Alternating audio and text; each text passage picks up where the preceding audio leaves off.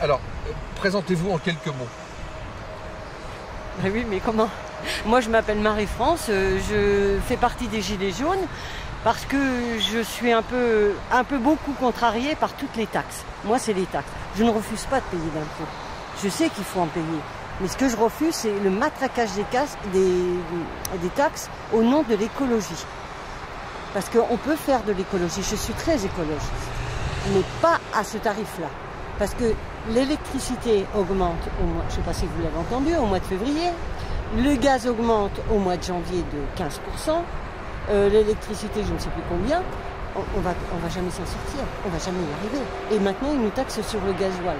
Vous croyez que les poids lourds qui viennent de l'étranger, qui sont au gasoil, ils vont laisser leur pollution aux frontières? Moi, je ne crois pas, hein. Surtout sur l'A31. Ils viennent d'Allemagne, ils viennent de Belgique, ils viennent du Luxembourg, où l'essence est 3 fois moins chère. Et moi, je suis contre ce matraquage des taxes. On peut faire évoluer l'écologie sans les taxes comme ça. Ça pourrait être un peu mieux. Il a besoin, il faut reconnaître qui est, il a besoin d'argent. Et il matraque à coup de taxes.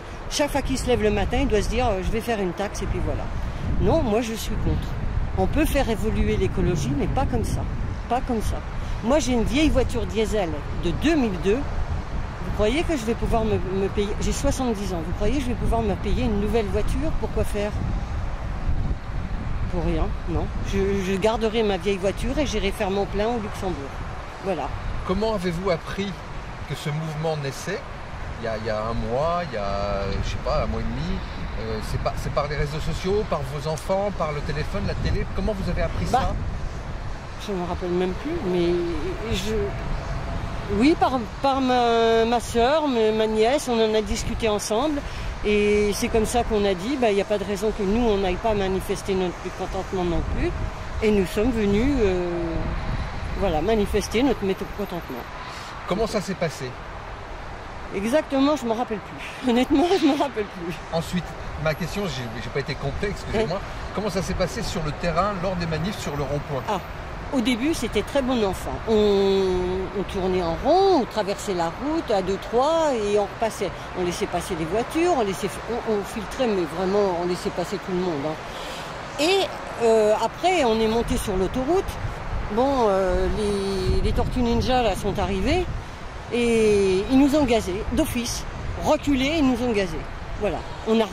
Ils auraient pu quand même... faire la part des choses et voir qui gazait et à qui il gazait. Moi je lui ai dit, il envoyait du gaz, je lui ai dit allez-y, gazez-moi, une dame de 70 ans, vous aurez la loi sur moi. Hein. Bon voilà, c'est tout. Moi j'ai pris du gaz plein les yeux et la semaine dernière ils ont couru après nous avec des flashballs. Vous trouvez ça normal, vous, de mettre les gens avec des flashballs? D'ailleurs il y a une personne qui est morte, hein.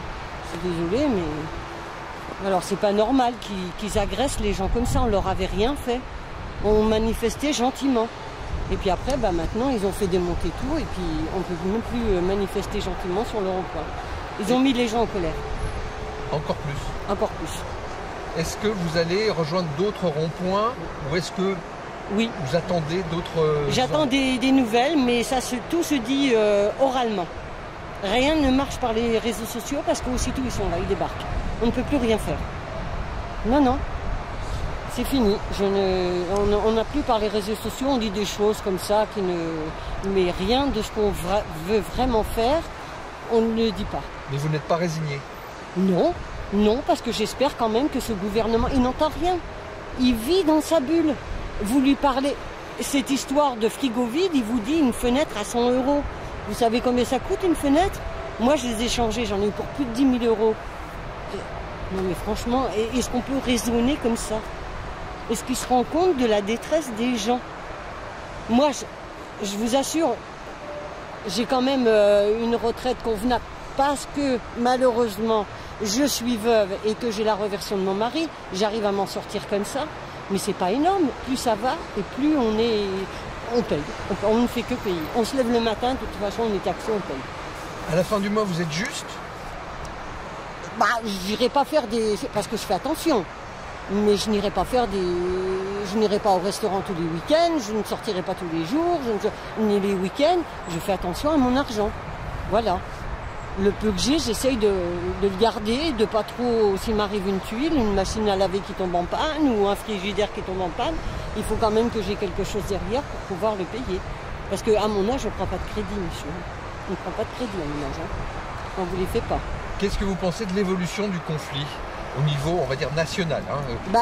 Comment ça a tourné? Est-ce que ça a tourné favorablement? Est-ce que vous avez l'impression quand même que il y a une écoute malgré ce que vous m'avez dit il y a 5 minutes? Il n'écoute pas, il n'entend pas. Il entend, il écoute, mais il ne comprend pas. Il ne comprend pas. Il faudrait qu'il vienne pendant un mois, je dis un mois, pendant au moins 3-4 mois, puis avec notre feuille de salaire, et il verrait ce que c'est. Et taper les retraites. Parce que moi, je me plains, mais il y en a qui sont pires que moi. Il y en a qui gagnent très peu, qui ont très peu de retraite. Comment voulez-vous? Quand vous avez fini de payer votre loyer, votre gaz, votre électricité, le peu que vous pouvez vous payer à manger, qu'est-ce qu'il vous reste? Rien. Ils sont à zéro, mais c'est normal que les gens se révoltent. C'est normal. Et puis à côté de ça, vous voyez M. Édouard Philippe qui dit « Je ne diminuerai pas les salaires de mes ministres ». Mais on ne lui demande pas ça, on lui demande simplement que tout soit équitable. Ils ont des primes, ils ont des avantages, ils se sont votés 20% d'augmentation. Vous croyez que c'était le moment de faire ça? Est-ce que vous croyez que c'était le moment? Je ne crois pas, moi.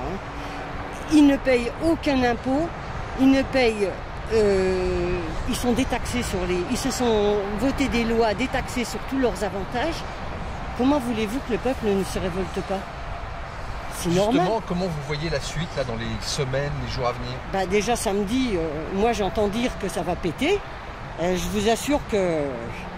Ils ne veulent pas, soi-disant, qu'on aille sur les Champs-Élysées. Moi, je ne vais pas y aller. Mais ils ne veulent pas que des gens aillent sur les Champs-Élysées. Mais je vous assure que ça va péter. Hein. Ça va faire mal. Hein. Parce que tout le monde le dit. Hein. Moi, je descends, moi, je descends, moi, je descends. Et ça va péter. Parce que les gens... J'ai même entendu une dame d'un certain âge dire « Eh ben moi, je vais mettre un casque. » Parce qu'elle s'est fait tabasser. Parce qu'ils tabassent n'importe qui. Et on verra s'ils me tabasseront. Voilà, ben, les gens se révoltent. C'est lui qui cherche la révolution. Hein. Il dit que les extrêmes montent, mais c'est de sa faute. C'est de sa faute. Il fait tout pour que les extrêmes montent. C'est pas normal, ça. Un président doit écouter son peuple et faire en sorte qu'il vive correctement. Quand vous voyez le nombre de SDF qui sont dehors, soi-disant au début, quand il a fait sa campagne, plus un seul SDF dehors. Vous en voyez, vous? Est-ce que c'est la vérité? C'est un menteur infini. Ils ne jouent que du pipeau. Ils ne font que mentir, que mentir.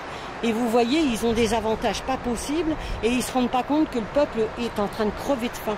Ils ne se rendent pas compte. Et quand il n'y aura plus personne pour les gens seront morts parce qu'ils ne pourront plus manger, qui polluera? Il n'y aura plus de pollution et tous les gros, il ne restera plus que les gros. Voilà, c'est tout. Parce que les gens, c'est ce qu'ils sont en train de faire. Ils sont en train de mourir de faim.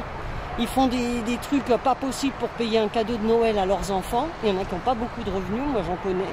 Pas beaucoup de revenus. Ils font des emprunts pour payer un petit cadeau de Noël à leurs enfants. Et voilà. Mais non, mais notre président, il n'entend rien.